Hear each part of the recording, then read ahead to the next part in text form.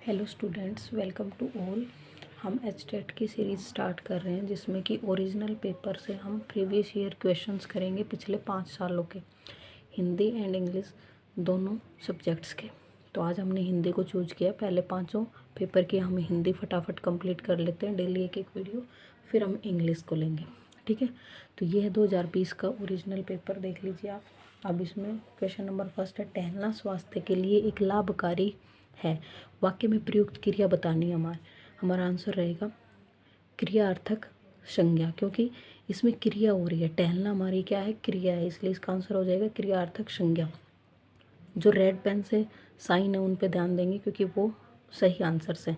इसमें प्रेरणार्थक क्रिया है। प्रेरणार्थक सबको पता है कि किसी को प्रेरणा देकर कोई काम करवाना। संयुक्त क्रिया मीन्स दो क्रियाओं का जुड़ना जहाँ दो काम एक साथ हो रहा। रंजक क्रिया का मतलब होता है कि जो मूल क्रिया होती है उसके साथ जो लगे, सहायक क्रिया को रंजक क्रिया बोलते हैं। नेक्स्ट क्वेश्चन है क्वेश्चन नंबर 32। समास विग्रह की दृष्टि से अनुचित विकल्प चुनिए। और ये ध्यान रहे कि एचटेट में ज़्यादातर ये अनुचित करके ज़्यादा क्वेश्चंस आते हैं। डायरेक्ट मेल कम पूछा जाता है और नेगेटिव वर्ड्स पे ध्यान रखना है कि नेगेटिव पूछा जाता है। मातृभक्ति, माता के लिए भक्ति, ठीक है। वांगवीर, वांग में वीर, ये भी ठीक है। इंद्रजय, ये इंद्रियों के लिए जय नहीं होता, इंद्रियों को जय होता है, इसलिए ये हमारा क्या हो गया, अनुचित हो गया। बाकी सब ठीक है। क्वेश्चन नंबर 33 देखिए, वर्णोच्चारण की दृष्टि से बेमेल चुनिए। बेमेल चुनना है हमें, मतलब गलत को चुनना है। तो ओ कंठोष्ठ ठीक है, वैफ है, दंतोष्ठ ठीक है, टेट है, मुर्दा ठीक है। ये है द और ध, इसका तालु दिया हुआ है लेकिन इसका क्या आएगा, हमारा दंत आएगा, इसलिए यही बेमेल हो जाएगा। क्वेश्चन नंबर 34 को देखिए, किस वाक्य में संबंध सूचक अव्यय का प्रयोग हुआ है। संबंध सूचक मतलब जो किसी में संबंध बताएगा। तो इसमें अलग से दिख रहा है, अनीता राधा से मधुर गाती है।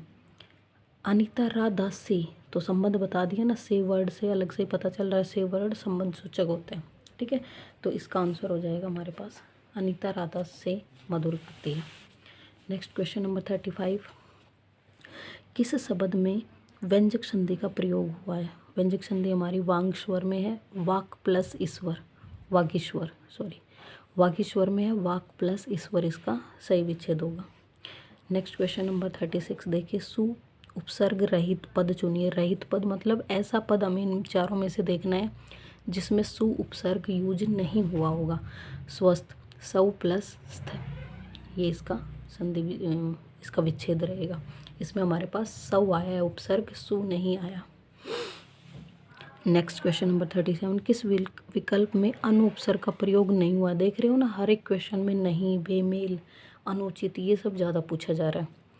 नहीं वाला पूछना है जिसमें अनु उपसर्ग का प्रयोग नहीं हुआ। उपसर्ग क्या होते हैं, जो किसी भी मूल स्वर के आगे लगकर उसका अर्थ बताते हैं।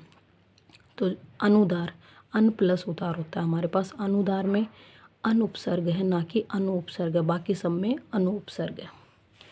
Next question number 38। किस विकल्प में नित्य पुल्लिंग संज्ञा है। नित्य पुल्लिंग, पुल्लिंग कौन सा है, इसमें तो बिल्कुल अलग से दिख रहा है, बाकी सारे हमारे स्त्रीलिंग है। ये क्या है, खरगोश एक पुल्लिंग शब्द है।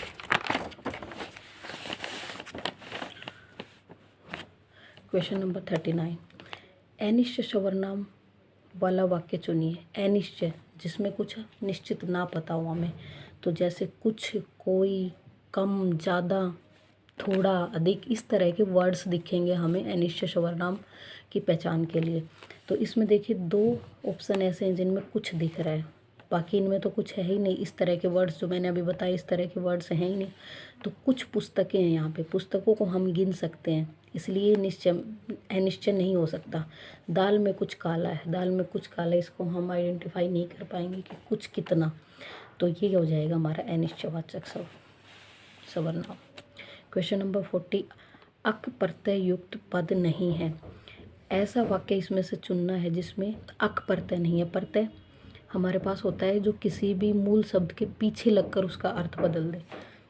तो बाकी सब में हमारा अक प्रत्यय है। लड़ाक एक ऐसा वर्ड है जिसमें आक प्रत्यय है, अक प्रत्यय नहीं है। क्वेश्चन नंबर 41 देखिए, वार्तनिक दृष्टि से शुद्ध शब्द चुनिए। अशुद्ध शब्द चुनना है। 53, अंताक्षरी, छिपकली सब ठीक है। अजमाइश नहीं होता, आजमाइश होता है ये वर्ड।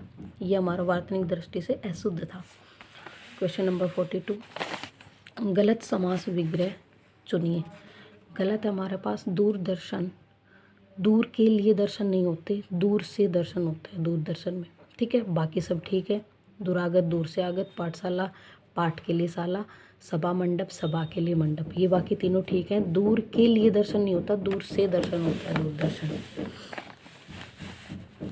नेक्स्ट देखिए क्वेश्चन नंबर 43, नाम धातु क्रिया नहीं है। ऐसी क्रिया हमें बतानी है जिसमें नाम धातु क्रिया का यूज नहीं हुआ है। तो हमारे पास सजना, सजना में सज वर्ड यूज हुआ है, तो ये हमारी क्या है, नाम धातु क्रिया नहीं है। बाकी लतियाना, जुटलाना, गलियाना सब में नाम धातु क्रिया है। प्रत्यय की दृष्टि से असंगत विकल्प चुनिए।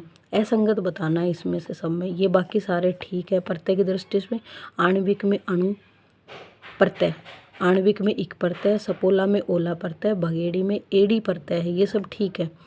हमारा ये क्या है, ये गलत है। हथौड़ी, हथ की जगह क्या आएगा हमारा, हाथ। नेक्स्ट क्वेश्चन नंबर 45, संधि विच्छेद की दृष्टि से असंगत चुनिए। इसमें 4 विकल्प दे रखे हैं, लेकिन मेरे अकॉर्डिंग टू मी ये मुझे तो चारों ही ठीक लग रहे हैं। इसमें मुझे कोई भी क्वेश्चन गलत नहीं लग रहा है। तो बाकी आप मुझे कमेंट करके बताएंगे अगर इसका कोई आंसर आपकी नज़र में ठीक हो। तो मुझे लगता है ये चारों ही ऑप्शन ठीक है। आई होप आपको ये क्वेश्चंस अच्छे लगे होंगे और आपको ये सीरीज़ पसंद आई। इसी सीरीज़ को हम कंटिन्यू रखेंगे। Thanks for watching. फटाफट स्पीड से करेंगे बिना टाइम वेस्ट किए।